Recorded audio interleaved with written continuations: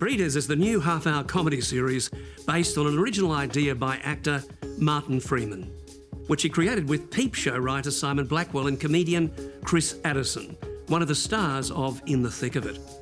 Freeman also stars as Paul, a parent with little self-control, torn between the love he feels towards his two children and the hatred they inculcate in him that motivates most of his waking hours.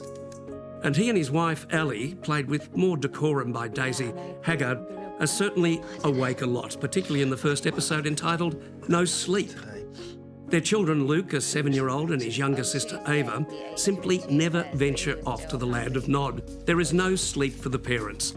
Paul often lying in a catatonic state staring at the ceiling while waiting for his next 90 minutes of staying awake with them or swearing at the alarm clock. Fuck you. Ellie, long-suffering and stoic, runs a recording studio and somehow has the ability to read a story to their children while she's actually falling asleep. Freeman, famous now for his roles in Sherlock, The Hobbit and Fargo, his characteristic awkward affability becomes a little wearing here. The seemingly endless profanity is draining too.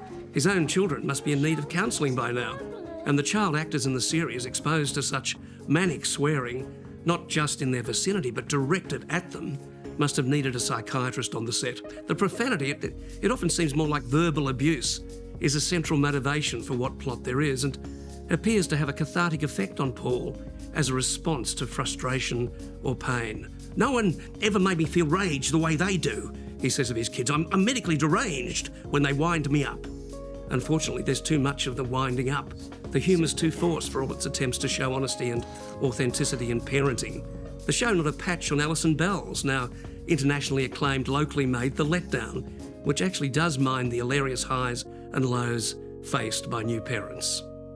I pretty much agree with you about this one. I think it's trying too hard. I mean, I think the first episode with that, you can relate to it. I can remember walking the floor at 3, 4 o'clock in the morning with a kid screaming. You want to bang your head against a brick wall. So I think it just works it a little bit too hard. And I watched another ep, and there's a lot of negativity as it goes when her father arrives to live with them. It's sort of like, and his parents are planning their own demise, and it's sort of like, no, I think it wears very thin very quickly. Yes. Re the swearing, I think that has to have been done. And if you look at it, the kids were not in shot when he's screaming abuse at them.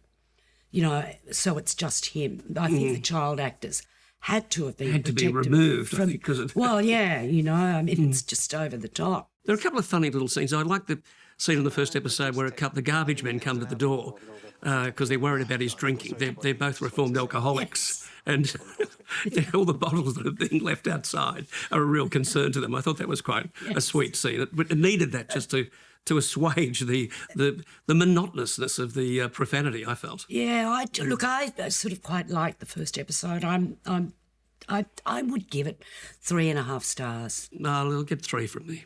I would die for those kids. Dad, wake up! But often, I also want to kill them. Yeah, it's a conundrum, isn't it? Hurry! Mummy! Mummy! Jesus fucking Christ! How many times do I have to tell you to be quiet? Sorry.